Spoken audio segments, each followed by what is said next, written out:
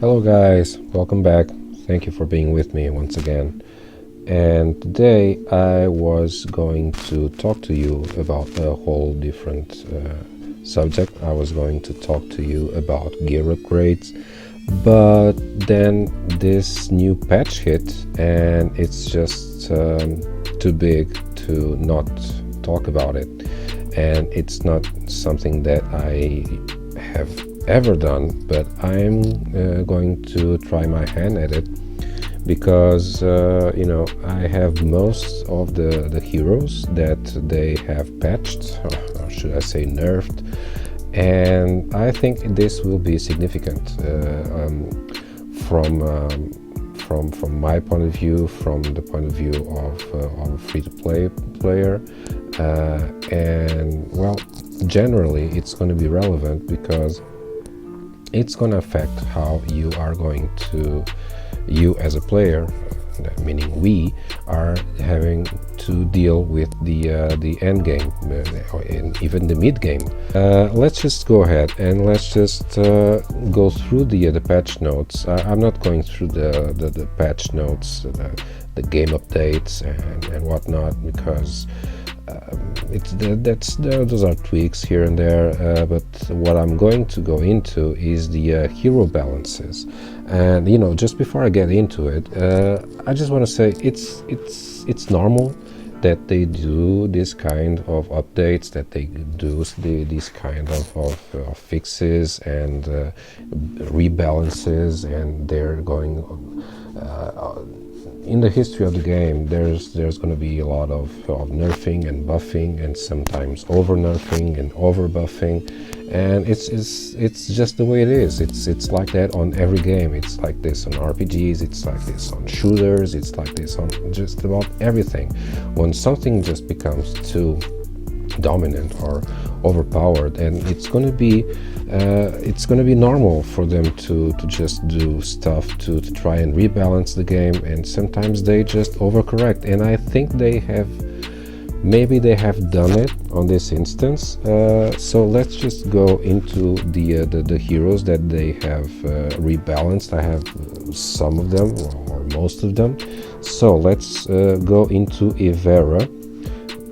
So this is Evera, which is the first one they have mentioned. So skill 3 ultimatum, the damage range has been increased. This is good. The cruel blade trait damage has been also increased, and the big change is here on the ascension effect that says that gunfire support can now apply defense reduction to the target for 2 rounds instead of applying attack up. So this is overall a good change in my opinion, because she already has the attack up. She already gets the attack up from her ultimate, so actually getting the defense down from the gunfire support adds another level of damage dealing, which has also been increased in her kit.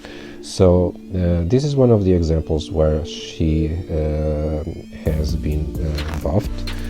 She's not the only one to have been buffed, but she has definitely become a better damage dealer now, and she's definitely worth investing. I have played with her quite so at the beginning, because she was one of the first heroes I got, but then I got some other heroes that are usually regarded as better to clear dungeons and to clear the campaign, so I focused on them instead.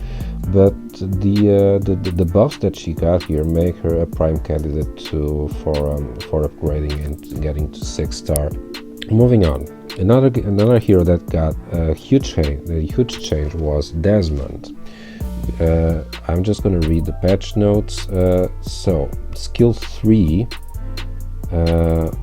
Plague Emissary, the probability of infection has been increased from 60% to 100%, and the health lost per round while in Plaguebringer state has been reduced from 10, 20, then 30% to 5, 10, and then 15%. Why is this so big?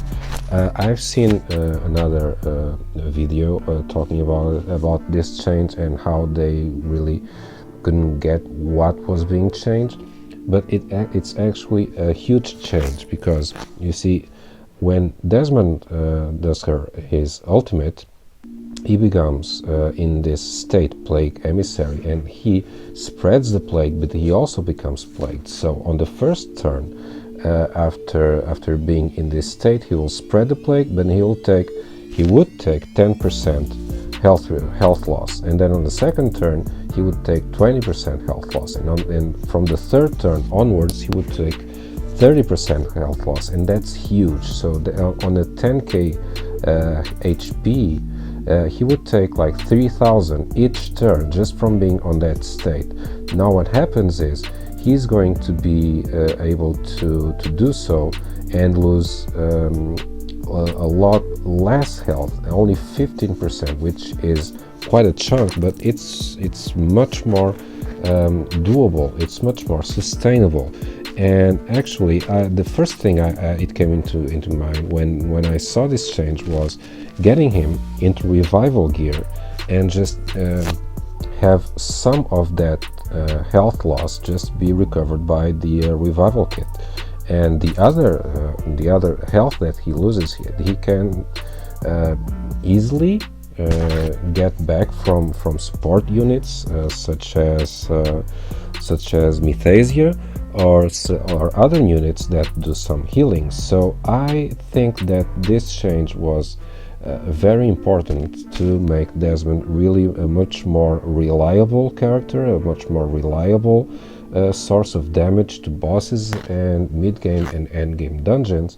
And actually at the end of this video, or in a minute, I'm going to try to do a run on Queen of Tides with him instead of Santis, who took quite a blow, as we will also see. Just keep in mind when I do that his gear is really underleveled. I haven't invested much in his gear, and his sorry, this is not what I was trying to do. His stats are still quite low, and he's not glyphed yet. He still needs a lot of work, but yet I'm going to try at an easier stage of Queen of Tides. But I'm going to see if he can replace Santis as a damage dealer on Queen of Tides, so be on the lookout for that. So the other patch notes, the other heroes, they speak about Elsen, which I think, yeah, it's this little guy right here. And he also seems to have been buffed, but I don't really use elites. I'm not saying that they shouldn't be used. I always use the same heroes, the ones that I have upgraded and extended. So I don't invest much into elites and units I don't usually use, because they would need investment not only in terms of XP but also in terms of gear, and that's a whole different ball game. We'll get to that eventually. So I won't get much into the changes that they have made to Elsen or Selene or Freya. So, but these have all been buffed. But then after all the buffs are spoken about in the patch notes, they get to the nerfs, and the nerfs are pretty hard. So Vance has been buffed too. Brand has been nerfed, but I don't have Brand, so unfortunately I don't feel I have the authority to talk about him. But there are a lot of people there that have him, and they will of course will be talking about this extensively. Then Ricard, which, as you remember, was someone that I got on my on one of my latest pulls, and should be about, where is he? Come on, Ricard, where are you? Here he is. So Ricard also took a hit, and he's now, in terms of damage dealing, is still reliable, but he's far less tanky, as someone already mentioned. but I still haven't upgraded them, and I still haven't used them, so I really can't comment on the effect that this can have. And then we get to the guys that took the biggest hits. Hakrim has changed his skill 3 to a maximum of 3 stacks, when before he had a maximum of 5 stacks. Now, I don't think that this has that much of an impact on his kit, on his usage, because one of the big things about him is the defense bonus, and he keeps that. And his health up from the ultimate, 3 stacks are probably enough to keep his usability as it is before this. 5 stacks was probably considered too much. Now Natalia, which was also one of my latest pulls, she got a mixed bag of changes. So her A1, the damage has been reduced from 100% at maximum to 80% at maximum, and her A1, her basic attack, was it's not unimportant, because when she was counterattacking, and if she had enough buffs, she would counterattack on the whole enemy team, and this was quite important. But now she's not hitting as hard, but she's still hitting hard. And on the other hand, her ultimate has been increased the damage from 180% to 200%, so that's 20% more damage. And truthfully, she's very usable, and she's very useful, and her OPness OPness, okay, that's not something I probably should say a lot of times, comes from her ultimate, and from the fact that she can deal this much damage to multiple enemies. So overall, between the nerf and the buff, I'd say that she probably got better, but only with time we will be able to make another assessment on that. Now, on the other guys that got hits, and quite big hits at that, we have William, that now has reduced the extra damage that he deals, and that the other units on the team deal with her basic attacks, has been reduced from 80% if extended to 60% is if ascended. This is a big change, and this is quite a big hit, because William was very important on dealing damage to bosses such as clan boss and such as endgame dungeon bosses, and this extra 20% damage is I think it's going to be big. It's not like William and his kit and this ability is going to become useless, but it definitely becomes far less damaging. So that's unfortunate. I'm at the stage in Foodie's Guide where I need to deal enough damage to the clan boss to get to stage 20, to level 20, and this has make it that much harder, but okay, I'll get there eventually. And finally, the hero that got the worst hit was Santis. Santis was, I think we can use the past tense now, was a really powerful champion, maybe too powerful, because her kit and would consider with the cursed set, which also took a hit, we'll get there in a minute. It made her just really powerful. And now I'm just going to read the patch notes. It's a really small patch note, but it really is very significant. So the trait says that the void enroachment in battle, the triggered attack can no longer trigger the trait. So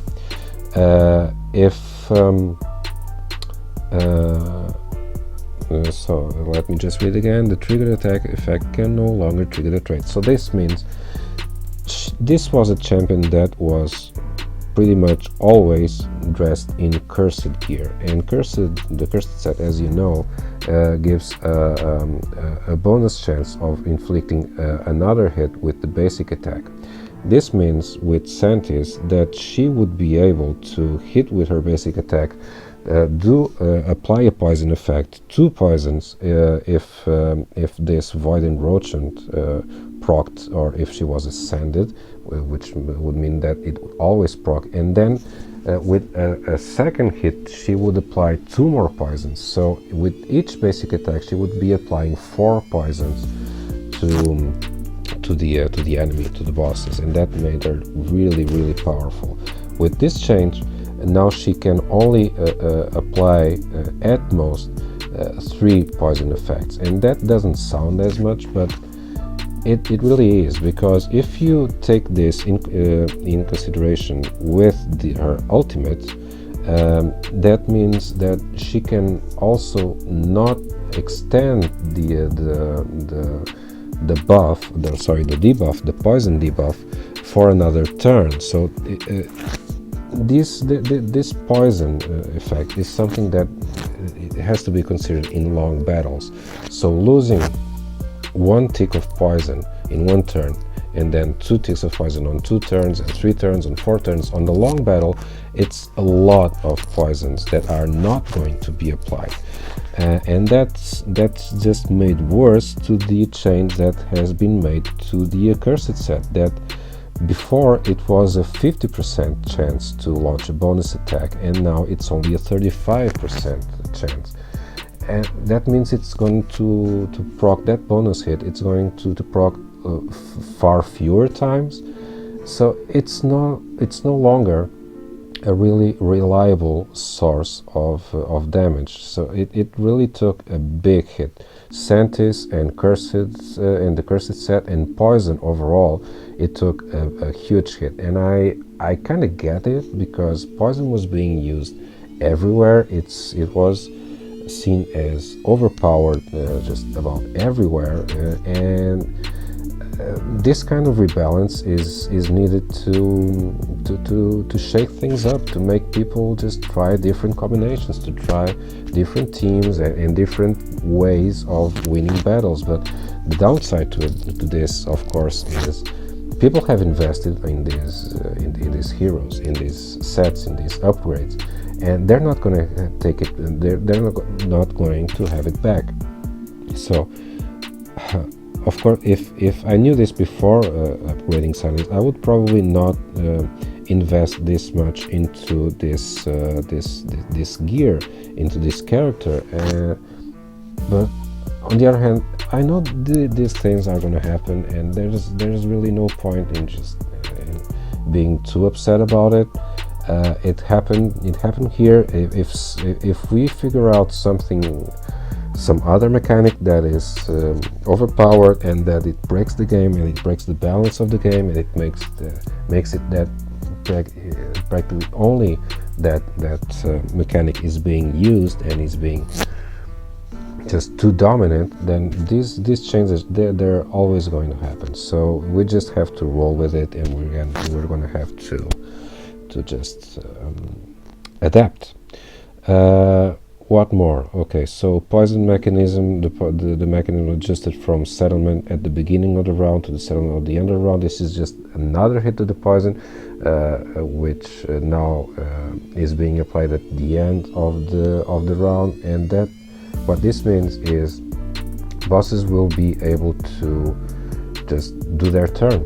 If I'm reading this correctly, then the bosses are just going to be able to go on with their turn, and this gives them a whole new turn to deal damage and to do stuff and to even clear status effects and whatnot. And this is another cripple to the poison strategy. So this is going to be it about the patch notes, and I've took a lot more time than I expected on this. It's a really longer video than I expected. I just wanted to say another thing about the patch notes, and that is that curiously, or maybe not so, they have not touched and they have not nerfed. I'm trying to get there. Where is it? Okay, index. I don't have them yet, but they haven't touched Gangello, or I'm not sure how to pronounce it, but curiously enough, they haven't touched this guy. This guy is probably regarded as the most overpowered guy in the game when it comes to usage of the poison strategy. And you might think that okay, maybe he hasn't been touched because the poison has been nerfed so hard that it's not necessary to touch him, and it probably would be a huge blow on those who have him and have invested in him to nerf him. I want to believe that, but at the same time, the conspiracy theorist in me also. There's a voice in the back of my mind that's saying maybe they haven't touched him because he's a legendary, and they still want people and players to pull for him and invest in him and spend money to get him. And if poison is such a problem, why have they nerfed the mechanics? Why have they nerfed Santis? Why have they nerfed the poison overall? And they haven't nerfed the biggest poison user in the game. I'm not sure. Maybe I'm just being paranoid. I don't know. Well, this video has been going on for forever now. I am just going to do what I told you at the beginning, and I'm going to try my hand at the Queen of Tides. I'm going to dial back the difficulty, and I'm going to try stage 7 with Desmond instead of Santis, and I'm just going to hope that he can survive on account of being the right affinity and maybe getting less damage. Let's just try stage 7 to see if he's viable. If he can get this done, I will eventually try to use him on later stages, but let's just try it once and I'll talk to you once it's done.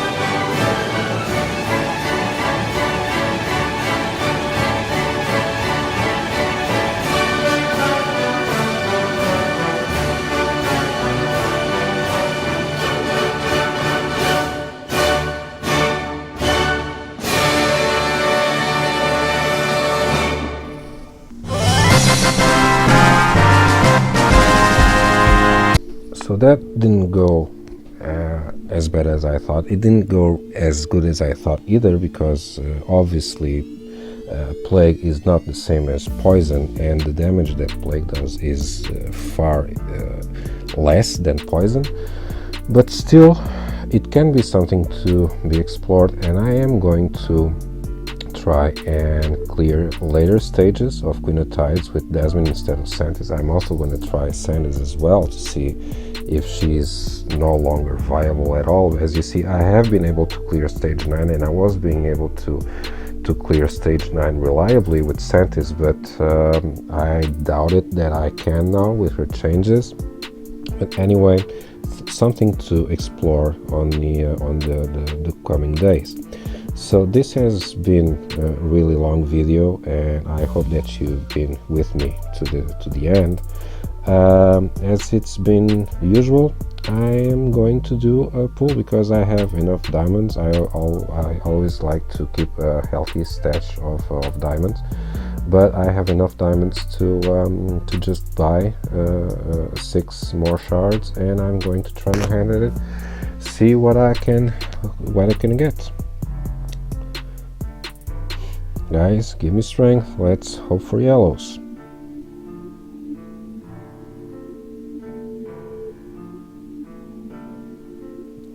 Okay, what do we get?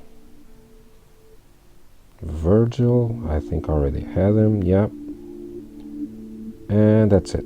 Okay, so a pretty standard summon. Unfortunately, I didn't get anyone that would be relevant for me, but that's the game. Okay guys, that's gonna be it for this video. Thank you for being with me, and I will be seeing you in future videos. This is Vodka 7 Up, signing out.